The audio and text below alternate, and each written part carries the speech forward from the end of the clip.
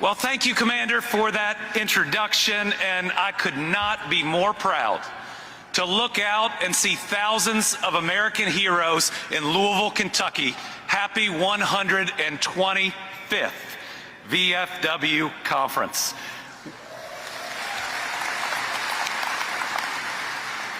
I recognize that we are land of the free because of the brave. I am a grandson on one side of a Baptist preacher and on the other side of a World War II veteran.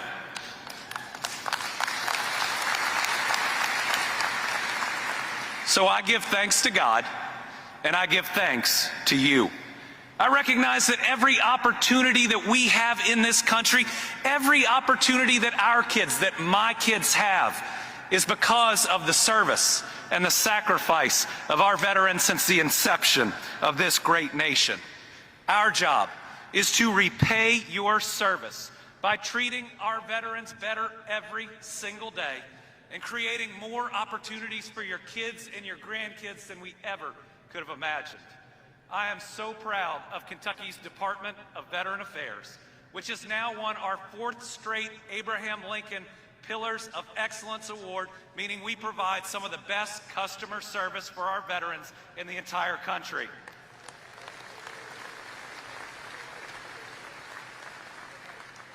I'm proud of how we serve our veterans that need the most help. All of our long-term care facilities are either 4- or 5-star rated, 5 being the very highest, and the Commander just said it.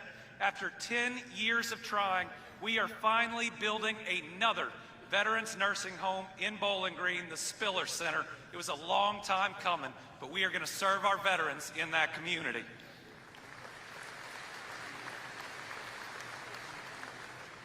And in Kentucky, I am so excited about what we have coming for your kids and for your grandkids. See, we are building the biggest, best economy in our history. Since I've become governor, over 1,000 new location and expansion projects. We've broken every record for private sector investment, new jobs, best 2-year wages, broken the record for exports, broken the record for tourism. We're building the 2 biggest battery plants on planet Earth, 5,000 jobs, and they are prioritizing hiring our veterans for those jobs.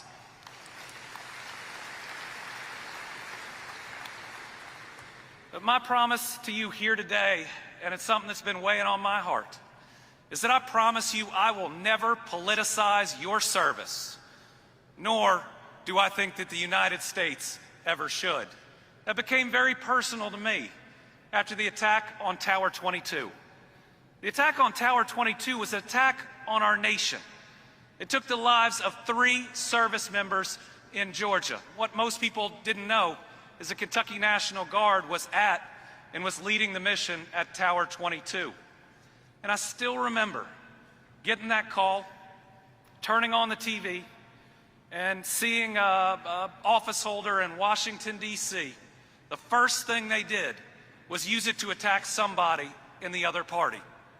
They didn't say we're praying for the families of those 3 service members that were lost. They didn't say this was an attack on our country and we should all come together. Because when people attack the United States, we stand up as one people and push back.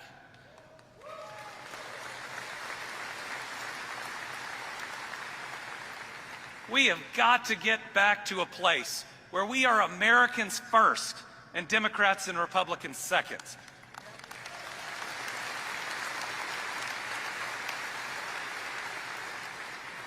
And I recognize through my service that the things that people worry about most when they wake up in the morning aren't political at all. They're not thinking about polls. They're not thinking about parties. They're thinking about their job and whether they make enough to support their family. They're thinking about their next doctor's appointment. And I am proud here in Louisville, we are working on a $600 million VA project. It'll be the newest and best hospital available to our veterans.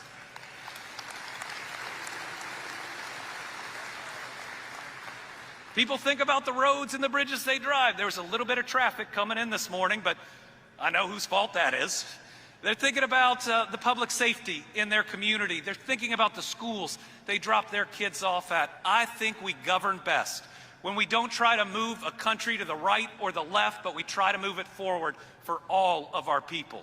It is our veterans that have helped bring us together time and time again, helped us remember who we are by the example that you set. You set an example of freedom, where everyone would have the opportunity to pursue their dreams in this great state, in this great country. I am grateful for your service. I am grateful for your sacrifice, but I am also grateful for your leadership. And at a time when things seem to be boiling in this country, when some neighbors yell at other neighbors just because a registration box they checked when they were 18 years old, we need your continued leadership to say there are real enemies out there.